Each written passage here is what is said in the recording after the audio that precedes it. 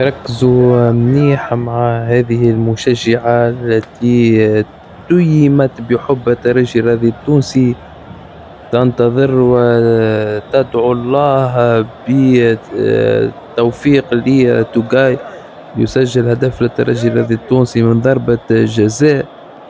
الكل ينتظر والتركيز التام على هذه الامرأة.